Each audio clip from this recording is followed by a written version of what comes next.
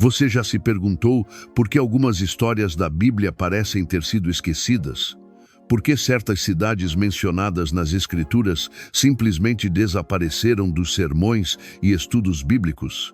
Hoje, eu vou te contar sobre uma cidade que mudou completamente o rumo da história de Israel, mas que poucos conhecem. Uma cidade onde aconteceu um dos maiores milagres militares já registrados, onde Deus mostrou seu poder de forma tão impressionante que até os inimigos tremeram de medo. Estou falando de Jabes-Gileade, a cidade que quase foi apagada da história, mas que se tornou o palco de uma das maiores demonstrações do poder divino no Antigo Testamento. Esta não é apenas mais uma história bíblica. É o relato de como uma cidade desesperada, sitiada por inimigos cruéis, viveu o impossível. Como um povo à beira da extinção, presenciou um milagre que salvou não apenas suas vidas, mas toda a nação de Israel.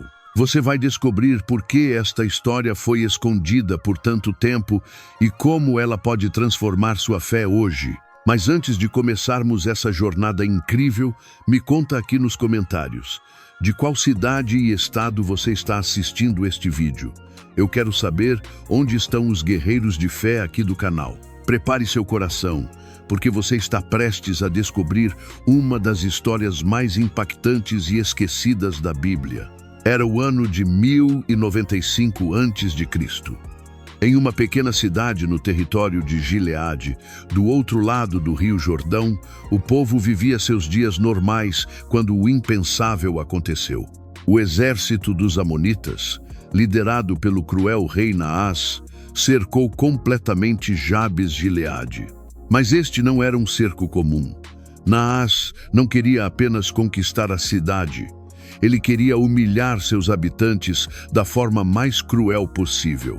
Quando os anciãos de Jabes-Gileade saíram para negociar a rendição, pensando que poderiam fazer um acordo de paz, ouviram algo que gelou o sangue em suas veias.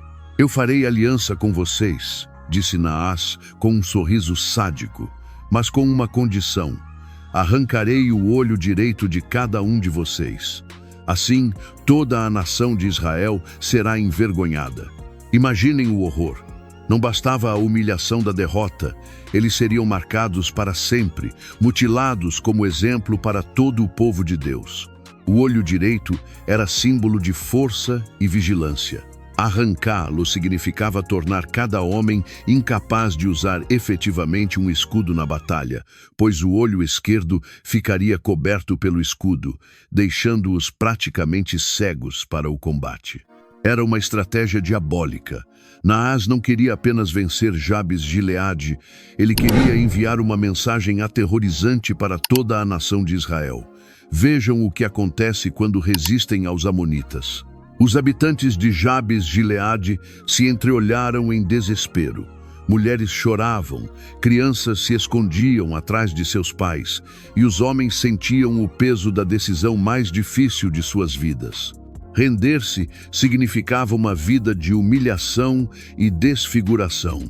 Resistir significava morte certa para todos. Mas então, um dos anciãos teve uma ideia desesperada. "Dê-nos 7 dias", implorou Naás. "E se ninguém vier nos socorrer, nós nos entregaremos e você fará conosco o que quiser." Naás riu alto. Que povo seria louco o suficiente para enfrentar seu poderoso exército? Ele tinha 30.000 soldados bem armados e experientes. Jabes-Gileade era uma cidade pequena, isolada, longe dos centros de poder de Israel. Quem seria tolo o suficiente para arriscar a vida por aquela gente? 7 dias, concordou Naás, confiante. "Mas quando esses 7 dias passarem, vocês serão meus escravos marcados para sempre." O que Naás não sabia era que Deus já havia preparado um libertador. Um homem que estava trabalhando tranquilamente em seu campo, sem imaginar que em poucos dias se tornaria o instrumento do Todo-Poderoso para realizar um dos maiores milagres militares da história. A contagem regressiva havia começado. 7 dias para um milagre que mudaria tudo. Com o coração despedaçado e lágrimas nos olhos, os mensageiros de Jabes Gileade correram como nunca haviam corrido em suas vidas. Eles tinham apenas 7 dias para encontrar alguém, qualquer pessoa, que pudesse ajudá-los contra o exército de Naás. Primeiro foram as cidades próximas, mas em cada lugar que chegavam, a resposta era a mesma. Impossível, Naás tem 30.000 homens, seria suicídio enfrentá-lo. O medo havia tomado conta dos corações. Ninguém queria se meter com os amonitas. Desesperados, os mensageiros decidiram ir mais longe. Atravessaram o rio Jordão e chegaram até Gibeá, uma pequena cidade nas montanhas de Benjamim. Ali vivia um homem chamado Saul, um fazendeiro alto e forte, filho de Quis, mas ainda desconhecido para a maioria do povo. Quando os mensageiros chegaram à praça central de Gibeá e contaram sua história, algo extraordinário aconteceu. Todo o povo começou a chorar. Não era apenas tristeza, era desespero total. Eles sabiam que se Jabes Gileade caísse daquela forma humilhante, seria apenas o começo. Logo, todas as cidades de Israel sofreriam o mesmo destino. "Onde está nosso rei?" gritou alguém na multidão. "Para que serve ter um rei se nossos irmãos estão sendo massacrados?" Era verdade. Israel tinha acabado de ungir Saul como seu primeiro rei, mas ele ainda não havia provado seu valor. Muitos duvidavam dele.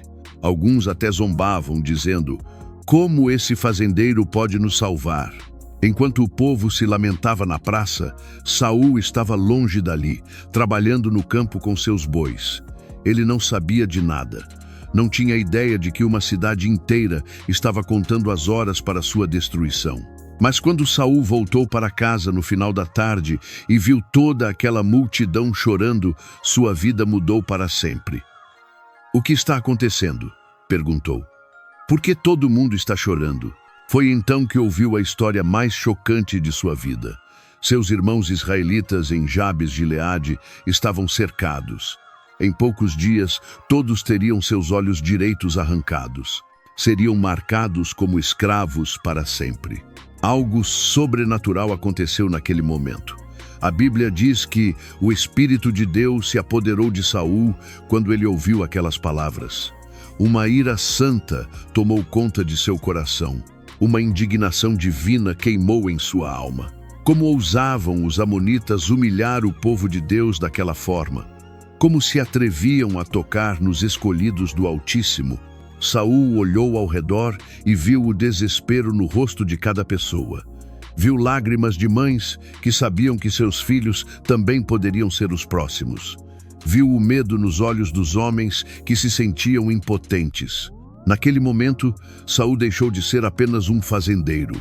Deus estava prestes a usar aquele homem simples para realizar algo que ficaria gravado na história para sempre. O que aconteceu a seguir foi algo que ninguém esperava. Saul, tomado pelo Espírito de Deus, fez algo que pareceu loucura para muitos, mas que revelou a genialidade divina trabalhando através dele. Ele pegou uma junta de bois, os mesmos bois com os quais havia trabalhado o dia inteiro, e os cortou em pedaços diante de todo o povo. O silêncio foi absoluto. Todos pararam de chorar e olharam espantados para aquela cena. Então Saul levantou os pedaços ensanguentados e gritou com uma voz que ecoou por toda a cidade: "Quem não vier atrás de Saul e Samuel, assim será feito aos seus bois."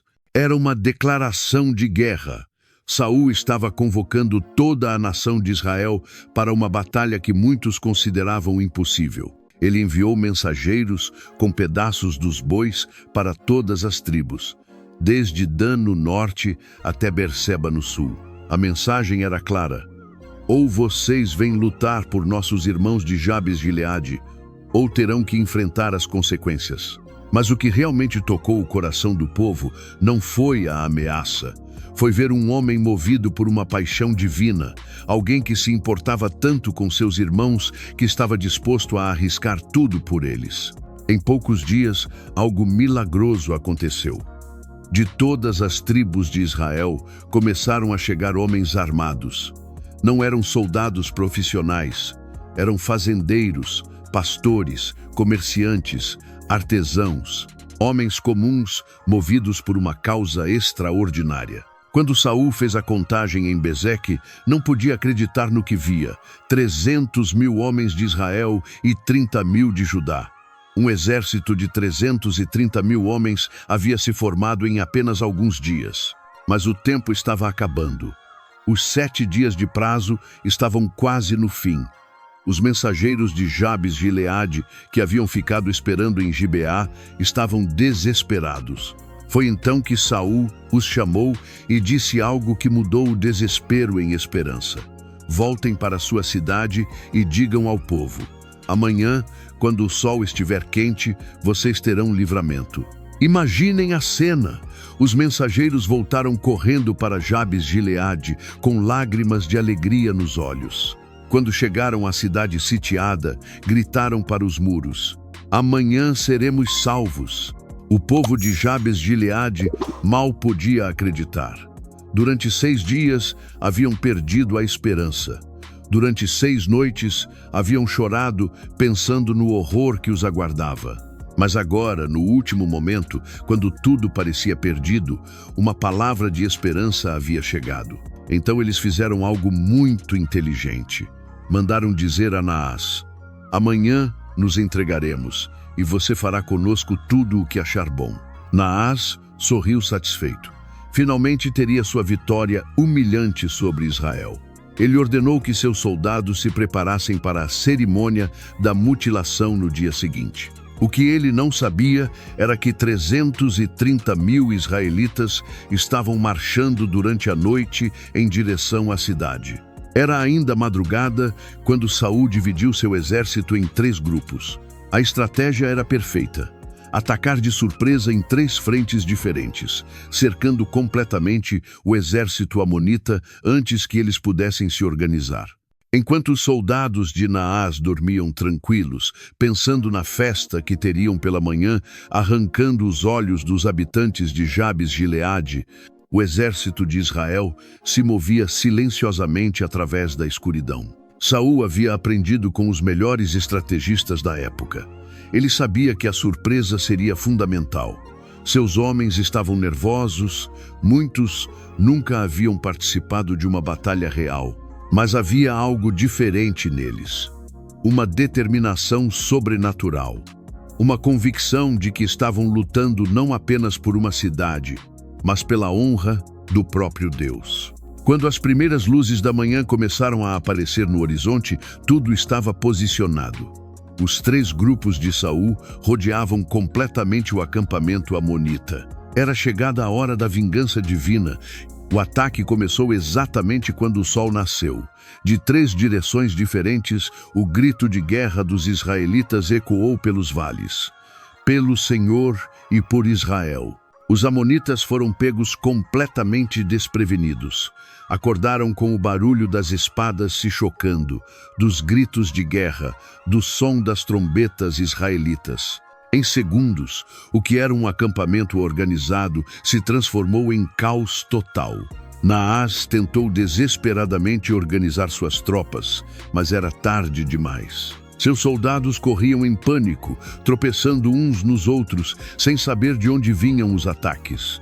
Alguns tentaram pegar suas armas, outros simplesmente fugiram em terror. A batalha foi devastadora para os amonitas.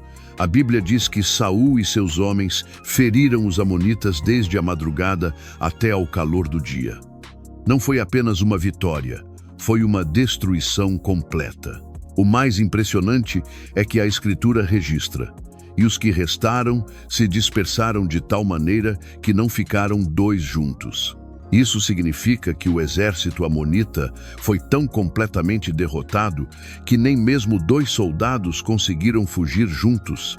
Dentro dos muros de Jabes de Gileade, o povo assistia à batalha com lágrimas de gratidão. Durante 7 dias, haviam vivido o terror da morte iminente. Durante 7 noites, haviam se despedido de suas famílias, certos de que seriam mutilados e escravizados. Mas agora viam seus libertadores lutando com uma ferocidade divina. Viam o exército que parecia invencível sendo despedaçado como palha ao vento. Viam a mão de Deus operando através de homens comuns que se tornaram instrumentos da justiça celestial. Quando o sol estava no alto e a poeira da batalha começou a baixar, um silêncio impressionante tomou conta do vale. Não se ouvia mais gritos de guerra nem choques de espadas. Apenas o vento soprando sobre os destroços do que antes era o orgulhoso exército de Naás. A cidade que deveria ser apagada da história havia sido gloriosamente salva. Quando as portas de Jabes-Gileade finalmente se abriram, a cena era de pura emoção. Homens, mulheres e crianças correram ao encontro de seus libertadores com lágrimas de alegria. Abraçavam os soldados israelitas como se fossem anjos enviados por Deus, e de certa forma eram exatamente isso. Saul entrou na cidade não como um conquistador, mas como um irmão que havia arriscado tudo para salvar sua família. O povo de Jabes-Gileade se ajoelhou diante dele, mas Saul os levantou, dizendo: "Levantem-se, a vitória não foi minha, mas do Senhor dos Exércitos." E então aconteceu algo que mudou para sempre a história de Israel. O povo, vendo o que Deus havia feito através de Saul, exclamou: "Onde estão aqueles que diziam: Saul pode reinar sobre nós? Tragam esses homens para que os matemos." Mas Saul mostrou a grandeza de seu caráter. Em vez de buscar vingança contra aqueles que duvidaram dele, ele disse: "Hoje ninguém morrerá, porque hoje o Senhor operou salvação em Israel." Era verdade. Aquele não era apenas o dia da salvação de Jabes-Gileade. Era o dia em que Israel finalmente teve um rei aprovado por Deus. Um rei que havia provado que não buscava a glória própria, mas a glória do Altíssimo. Samuel, o profeta, vendo o que havia acontecido, convocou todo o povo para Gilgal. Ali, diante de toda a nação, eles renovaram o reino de Saul. Não era mais um fazendeiro duvidoso, era o rei ungido que havia mostrado que Deus estava com ele. Mas a história mais impressionante ainda estava por vir. Os habitantes de Jabes-Gileade fizeram algo extraordinário. Eles se tornaram os mais fiéis aliados de Saul para o resto da vida.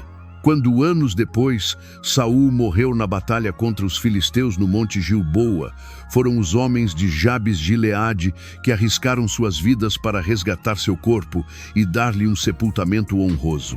A cidade que quase foi apagada da história se tornou um símbolo de lealdade e gratidão.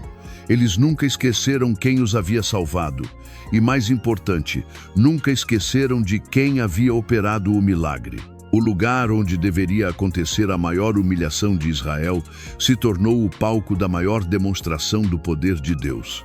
A cidade que Naás queria usar para envergonhar o povo escolhido se tornou o berço da consolidação do primeiro reino israelita. E hoje, milhares de anos depois, quando estudamos essa história esquecida, entendemos uma verdade poderosa. Não importa quão desesperada pareça sua situação, não importa quantos Naás estejam cercando sua vida, quando você clama ao Deus de Israel, Ele pode levantar libertadores dos lugares mais improváveis. Saul era apenas um fazendeiro.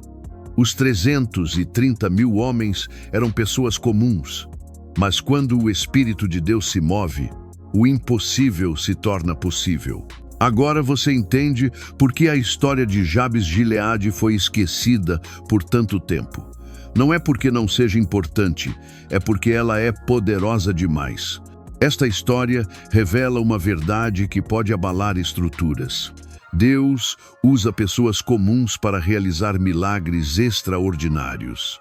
Saul não era um guerreiro famoso, não tinha treinamento militar, não vinha de família real. Era um fazendeiro que cuidava de bois. Mas quando o Espírito de Deus se apoderou dele, ele mobilizou uma nação inteira e realizou um dos maiores milagres militares da Bíblia. E sabe o que isso significa para você hoje? Significa que não importa quão ordinária pareça a sua vida, quão simples seja seu trabalho, quão pequenos sejam seus recursos, quando Deus quer usar alguém, Ele pode transformar um fazendeiro em libertador de nações. Talvez você esteja vivendo seu próprio cerco de Naás neste momento. Talvez os inimigos da sua alma estejam tentando arrancar seus sonhos, sua esperança, sua dignidade. Talvez você se sinta como os habitantes de Jabes-Gileade, sem saída, sem esperança, contando os dias para sua derrota. Mas eu tenho uma palavra profética para você. Seu Saul está chegando. Deus já preparou sua libertação. Ele já mobilizou os recursos celestiais para sua vitória. O que parece impossível para os homens é perfeitamente possível para o Todo-Poderoso. A cidade que deveria ser apagada se tornou imortal nas páginas da história. E você, que talvez se sinta apagado agora, está prestes a viver seu maior milagre. Se esta palavra tocou seu coração, compartilhe este vídeo com alguém que precisa ouvir essa mensagem de esperança. A história esquecida acaba de ser lembrada e sua vitória está mais próxima do que você imagina. Deus o abençoe e até o próximo vídeo.